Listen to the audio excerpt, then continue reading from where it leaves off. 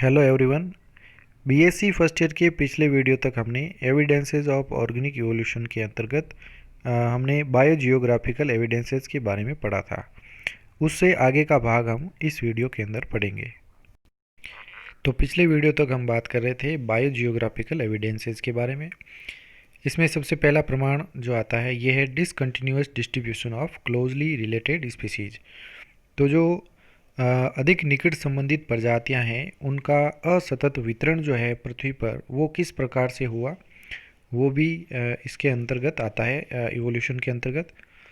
Sometimes closely similar species exist at widely separated places without any representative. तो कई बार ये देखा जाता है कि जो बहुत ही निकट संबंधित प्रजातियां जो है वो पाई जाती है बहुत ही अलग, यानी बहुत ही दूर स्थित जो प्लेस या स्थान होते हैं, यानी दूर दूर जो है स्थान होते हैं, वहाँ पर ये पाई जाती है।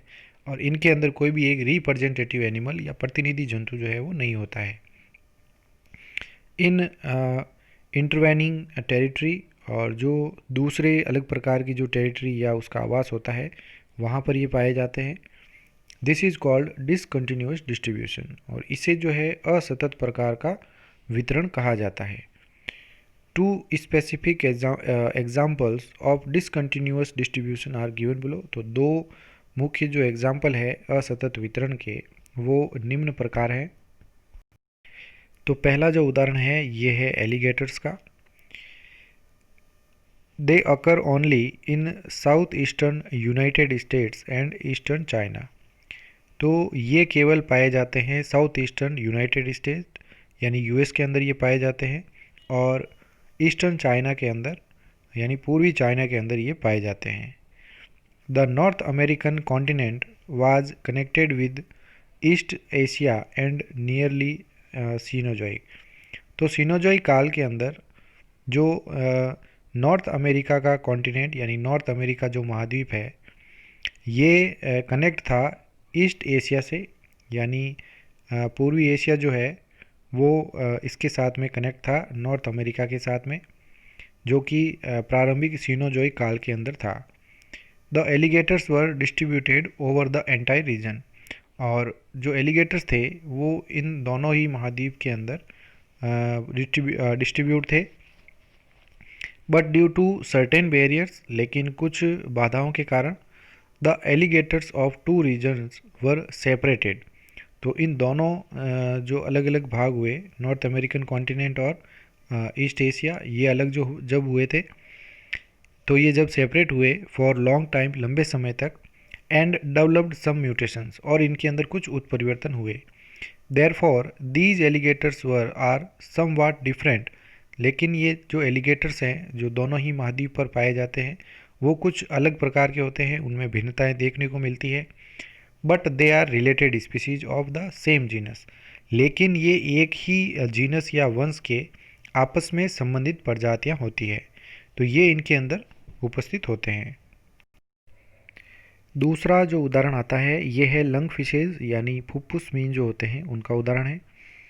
During early stages of continental drift, यानी जो महाद्वीपीय विस्थापन हुआ उसके प्रारंभिक चरणों में south America, Africa, Antarctica and Australia were interconnected. तो इसके प्रारंभिक अवस्था में जब ये महाद्वीपीय विस्थापन शुरू हुआ था उस समय साउथ अमेरिका, अफ्रीका, अंटार्कटिका और ऑस्ट्रेलिया जो है ये सभी आपस में इंटरकनेक्टेड थे, यानी कि आपस में सब जुड़े हुए थे। Later on they were separated, लेकिन इसके बाद में वो धीरे धीरे करके अलग हो गए। Antarctica was shifted to a far away place, और अंटार्कटिका जो है बहुत ही अधिक दूरी तक जो है वो चला गया, यानी इसका जो शिफ्ट जो है वो दूरी तक हो गया था। Now the lung fishes are only found in South America, और इसलिए जो फुफ्फुस मीन है ये केवल पाई जाती है साउथ अमेरिका के अंदर, अफ्रीका के अंदर और ऑस्ट्रेलिया, इन तीन महाद्वीप के अंदर ही पाई जाती है, लेकिन अंटार्कटिका के अंदर जो है वो नहीं पाई जाती है।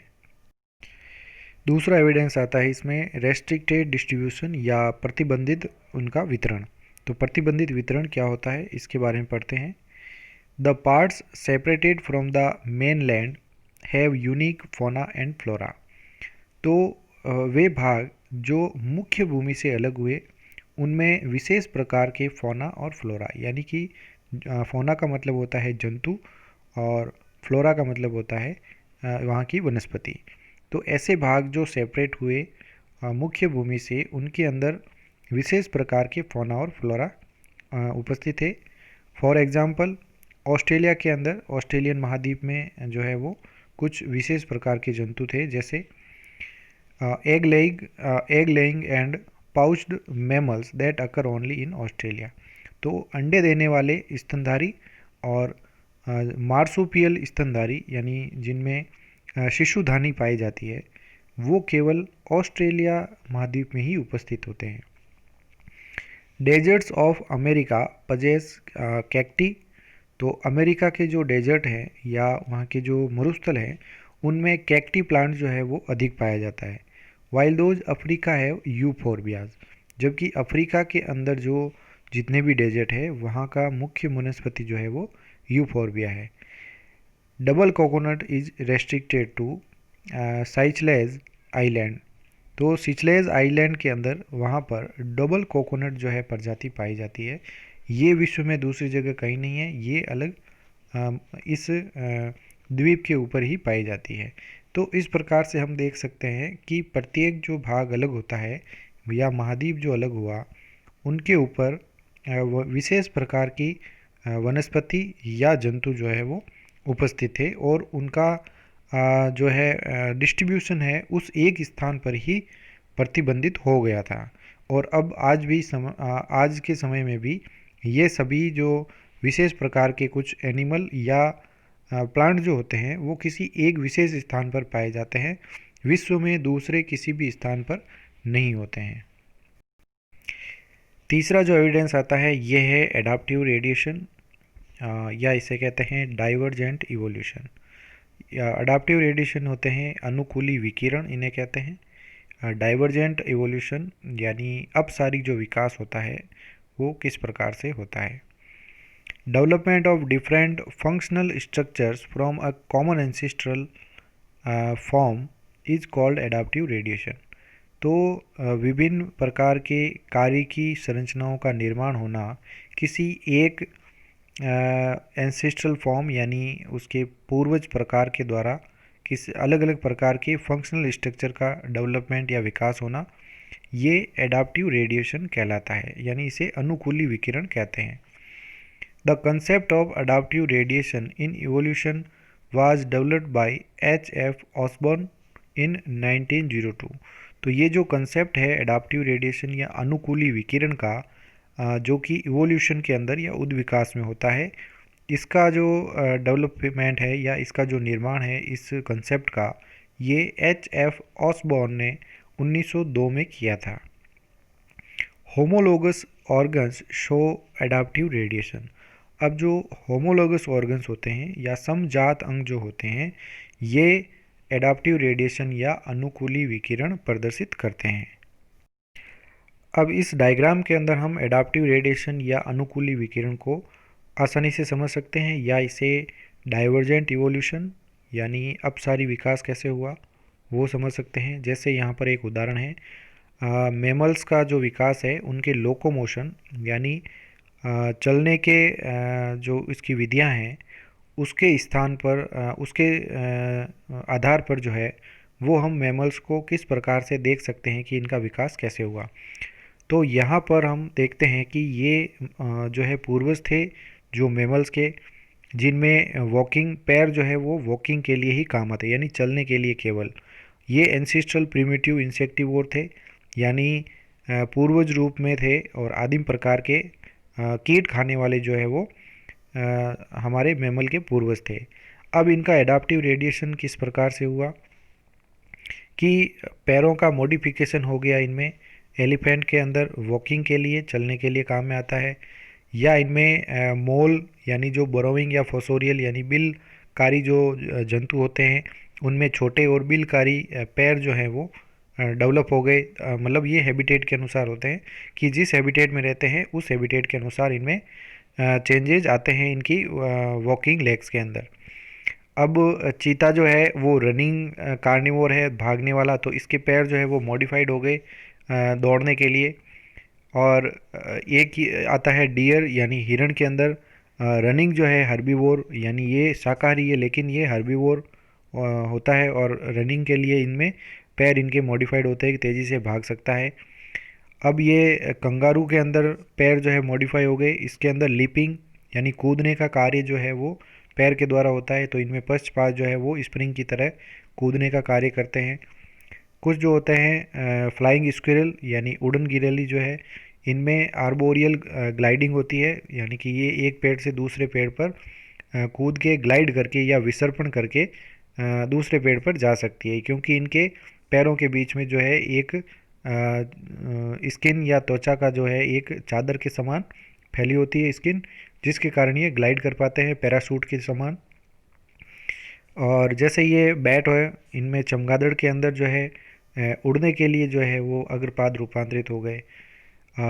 जैसे समुद्री सील है, तो समुद्री सील में ये पैर जो है वो तैरने के लिए काम में आते हैं। जैसे स्लॉथ है, ये आर्बोरियल हैंगिंग यानी लटकने के लिए इनके अंदर पैर जो है वो मॉडिफाई हो गए। आर्बोरियल क्लाइंबिंग यानी पेड़ों के ऊपर चढ़ने के लिए स्क्विरल के अंदर जो है वो कन्वर्ट हो गए पैर। तो ये सब इससे ये पता चलता है कि सबका जो विकास है वो अपसारी विकास हुआ, यानी किसी एक एंसेस्टर से अलग अलग प्रकार के जीवों का निर्माण होना, ये अपसारी विकास है। और इनमें जो होमोलोगस ऑर्गन्स है, अब होमोलोगस ये सभी ऑर्गन होमोलोगस है कि इसके जो बैट के अग्रपाद है ये समजात है इन सभी एनिमल्स के, यानी कंगारू के अग्रपाद समजात है, इनके अग्रपाद जो है वो समजात होते हैं। तो इसके जो सील के अग्रपाद है जो फिन्स के अंदर कन्वर्ट हो गए, ये दोनों जो है वो इनमें समजात है, लेकिन इनमें कार्य अलग अलग है। तो कार्य इसके अंदर उड़ने का है, इसमें तैरने का है, इसमें लटकने का कार्य है, इसमें चढ़ने का कार्य है, इसमें चलने का कार्य है। तो कार्य सब में अलग अलग है, लेकिन जो इनका मुख्य एंसेस्टर था या पूर्वज था वो एक ही था, इसलिए इसे जो है वो एडाप्टिव रेडिएशन कहा जाता है।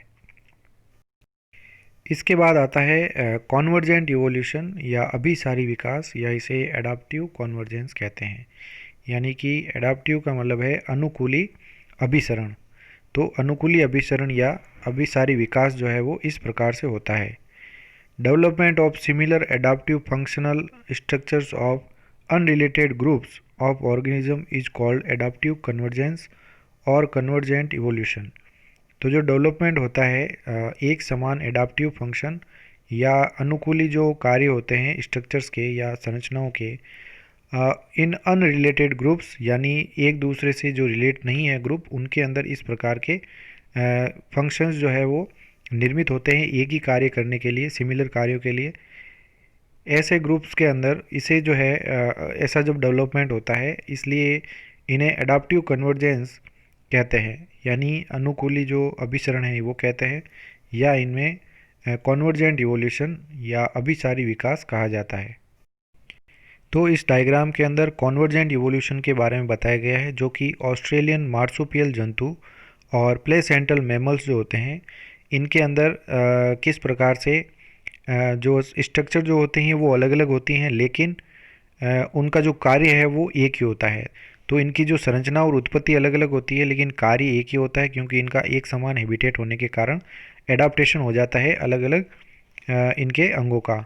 तो इधर जो है वो प्लेसेंटल मैमल्स यानी जो अपराधारी स्तनधारी है वो बताए गए हैं, और दूसरी तरफ ऑस्ट्रेलिया के अंदर पाए जाने वाले मार्सुपियल जंतु यानी शिशु धारने वाले स्तनधारी। अब इनमें जो हैबिट जो है या एडाप्टेशन जो है वो किस प्रकार से आती है, जैसे मोल रेट है, तो मोल रेट और मार्सुपियल मोल जो होता है दोनों ही एक हैबिटेट के लिए एडाप्टेड होते हैं, जो कि बरोइंग के लिए होता है। एंट ईटर और नम्बैट या एंट ईटर जो होता है ये डिगिंग होता है, यानी खोदने के लिए इनमें बिहेवियर सेम होता है। चूहे के अंदर जो छोटे रोडेंट जो है लाइक छोटे चूहों के समान दिखाई देते हैं, तो मार्सुपियल माउस और ये जो साधारण माउस होते हैं प्लेसेंटल, इन दोनों के अंदर भी सिमिलर स्ट्रक्चर्स जो है वो दिखाई देती है। लीमर जो होते हैं प्लेसेंटल मैमल हैं, और स्पॉटेड सैस्कस जो होते हैं ये ऑस्ट्रेलियन मार्सुपियल है, लेकिन इन दोनों की संरचना लगभग एक समान दिखाई देती है। फिर आता है आर्बोरियल ग्लाइडर्स या विसर्पण जो करते हैं, उनमें फ्लाइंग स्क्विरल और फ्लाइंग फैलेंजर जो है, तो फैलेंजर जो होती है मार्सुपियल होती है, और मैमल जो है वो स्क्विरल या गिलहरी जो है वो होती है, लेकिन इनके अंदर दोनों के अंदर ही सेम स्ट्रक्चर्स पाई जाती है। तो इसका मतलब है कि इनके सेम हैबिटेट होने के कारण एक ही प्रकार के जो है वो इनके अंदर स्ट्रक्चर्स दिखाई देती है। बॉब कैट के अंदर और तस्मानियन टाइगर कैट जो होती है दोनों ही एक समान होती है, और ये दोनों ही कैट लाइक कार्निवोर्स होते हैं, लेकिन ये दोनों ही ग्रुप्स जो है वो अलग अलग हैं। और जो भेड़िए होते हैं वॉल्फ, और एक तस्मानियन वॉल्फ होता है जो कि मार्सुपियल होता है, तो ये डॉग लाइक जो है कार्निवोर दिखाई देते हैं। तो इस प्रकार का ये एडाप्टेशन जो है वो इनके अंदर आता है, इसलिए इन्हें कॉन्वर्जेंट इवोल्यूशन कहते हैं, क्योंकि ये अलग अलग क्षेत्रों में पाए जाते हैं लेकिन एक ही हैबिटेट के कारण ये एक समान दिखाई देते हैं। तो इस प्रकार के इवोल्यूशन को पैरेलल इवोल्यूशन या समानांतर विकास भी कहते हैं। When convergent evolution is found in closely related species, it is called parallel evolution। जब इस प्रकार का अभिसारी जो विकास है किसी निकट प्रजातियों के बीच में पाया जाता है तो इसे समानांतर विकास कहा जाता है। तो उदाहरण के लिए development of running habit in deer, जिसमें दो टो होते हैं, यानी कि जो डियर होते हैं हिरण, उनमें दौड़ने की जो स्वभाव पाया जाता है उसका डेवलपमेंट होता है। और हॉर्स जो होता है वन टो होता है, उसमें एक ही टो पाया जाता है विद वेस्टिजियल स्प्लिंट बोन्स, क्योंकि उनके अंदर जो है स्प्लिंट बोन्स वेस्टिजियल होती है, बाकी इनमें रिड्यूस हो जाती है। जो इसके हाथ के अंदर पाद के अंदर जो फैलेंजेज होती है वो रिड्यूस हो जाती है। तो ये टू टो होते हैं और ये वन टो होते हैं, लेकिन इन दोनों के अंदर ही हैबिट जो है वो सेम होती है, वो है running habit. Tasmanian wolf is a marsupial, तो तस्मानियन वॉल्फ या भेड़िया जो होता है ये मार्सुपियल या शिशुधानी युक्त स्तनधारी होते हैं, जबकि वॉल्फ या भेड़िया जो है एक प्लेसेंटल मैमल है। दिस इज ऑल्सो शोज पैरेलिज्म, और इनके अंदर भी पैरेललिज्म दिखाई देता है या समानांतर विकास या उद्विकास इनमें प्रदर्शित होता है। Thank you so much. इसके बाद का भाग हम नेक्स्ट वीडियो के अंदर पढ़ेंगे।